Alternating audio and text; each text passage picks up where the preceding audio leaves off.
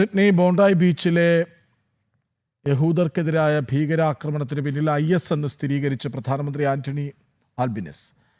അക്രമികൾ സഞ്ചരിച്ച കാറിൽ നിന്നും IS പതാക കണ്ടെടുത്തിരുന്നു. പാകിസ്ഥാൻ സ്വദേശികളായ സാജിദ് അക്രം, നവീദ് അക്രം എന്നിവരാണ് ആക്രമണം നടത്തിയത്. അക്രമികൾക്ക് ആയുധ ലൈസൻസ് ലഭിച്ചത് സംബന്ധിച്ച് വിമർശനങ്ങൾ ഉയരുന്നുണ്ട്. വിവരങ്ങളുമായി ഐസൻ ജോസഫ് ചേരുന്നു. ഐസൻ, ആദ്യം സ്ഥിരീകരണത്തെക്കുറിച്ച് നമ്മൾ ഇന്നലെ വാർത്ത നൽകിയതാണ്.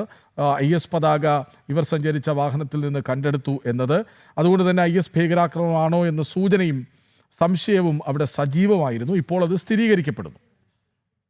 തീർച്ചയായും കൃഷ്ണരാജ്, ഇന്നലെ തന്നെ ഇത് സംബന്ധിച്ചൊരു സ്ഥിരീകരണം ഓസ്ട്രേലിയയിൽ പോലീസിൻ്റെ ഭാഗത്തു നിന്നും അതുപോലെ തന്നെ മറ്റു അധികാരികളുടെ ഭാഗത്തു നിന്നും ഉണ്ടായിരുന്നു. ഇന്നലെ രാത്രി തന്നെ പ്രധാനമന്ത്രി ഇത് ഔദ്യോഗികമായി സ്ഥിരീകരിക്കുകയായിരുന്നു. ഈ സ്ഥിരീകരണത്തിൽ നിന്നും മറ്റു ചില വ്യക്തതകൾ കൂടി നമുക്ക് മനസ്സിലാക്കാൻ സാധിക്കുന്നുണ്ട്. ISനെതിരായ പോരാട്ടം കൃത്യമായ രീതിയിൽ ആ ഭീകര സംഘടനയുടെ റാഡിക്കലൈസേഷനെതിരെ കൃത്യമായി നീങ്ങുക എന്നൊരു നീക്കം തന്നെയാണ് ഇപ്പോൾ പ്രധാനമായും ഈ പ്രഖ്യാപനത്തിൽ നിന്നും അല്ലെങ്കിൽ ഔദ്യോഗികമായൊരു സ്ഥിരീകരണം പ്രധാനമന്ത്രി തന്നെ നടത്തുന്ന ആ നീക്കത്തിൽ നിന്നും നമുക്ക് മനസ്സിലാക്കാൻ സാധിക്കുന്നത്. സ്വാഭാവികമായും കടുത്ത നടപടികൾ ഉണ്ടാകുമെന്ന് നേരത്തെ തന്നെ അറിയിക്കുകയും ചെയ്തിരുന്നു.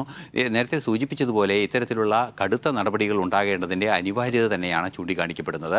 നേരത്തെ ഇക്കഴിഞ്ഞ ദിവസം തന്നെ ഇത് സംബന്ധിച്ചുള്ള വിശദീകരണം നടത്തുമ്പോൾ, അതായത് ഞായറാഴ്ച തന്നെ വിശദീകരണം നടത്തുമ്പോൾ അദ്ദേഹം പറഞ്ഞിരുന്നത്, ആന്റണി ആൽബനീസ് പറഞ്ഞിരുന്നതാണ്, ഈ ആയുധ ലൈസൻസ് ലഭിച്ചത് സംബന്ധിച്ച അന്വേഷണവും അത് കർക്കശമാക്കുന്നതിനുള്ള നീക്കങ്ങൾ നടത്തുമെന്നുമെല്ലാം തന്നെ അറിയിച്ചതുമാണ്.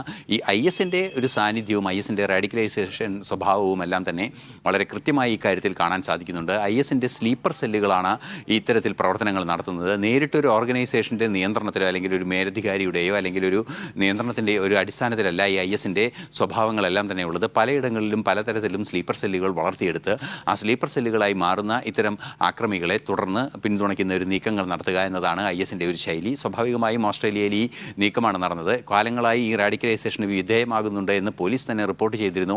ഇയാളുടെ കയ്യിൽ ഇത്തരത്തിൽ 6 ആയുധങ്ങളുണ്ടായത്, അതുപോലെ വളരെ ശക്തിയേറിയ മാരക പ്രഹരശേഷിയുള്ള ആയുധങ്ങൾ വരെ ഇയാളുടെ കൈവശം ഉണ്ടായിരുന്നു എന്നതാണ് മനസ്സിലാക്കാൻ സാധിക്കുന്നത്. സാജിദ് അക്രത്തിൻ്റെ കയ്യിലുണ്ടായിരുന്നു എന്നാണ് മനസ്സിലാക്കാൻ സാധിക്കുന്നത്. അതുകൊണ്ട് തന്നെ 6 ആയുധങ്ങൾ അദ്ദേഹത്തിൻ്റെ പേരിലുണ്ട്. ഈ ആക്രമണം നടത്തിയ ആയുധങ്ങളും ഇത്തരത്തിൽ ലൈസൻസ് ഉള്ള ആയുധങ്ങളാണ്, അല്ലെങ്കിൽ നിയന്ത്രണ വിധേയമായി അയാൾ കൈവശപ്പെടുത്തിയ ആയുധങ്ങളാണ് എന്നൊരു യാഥാർത്ഥ്യം കൂടിയുണ്ട്.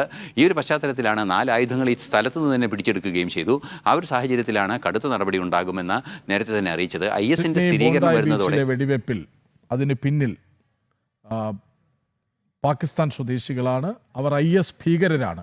അക്കാര്യം സ്ഥിരീകരിക്കുകയാണ് ഓസ്ട്രേലിയ ഔദ്യോഗികമായി. വിവരങ്ങൾ നൽകുകയായിരുന്നു ഐസൻ ജോസ്.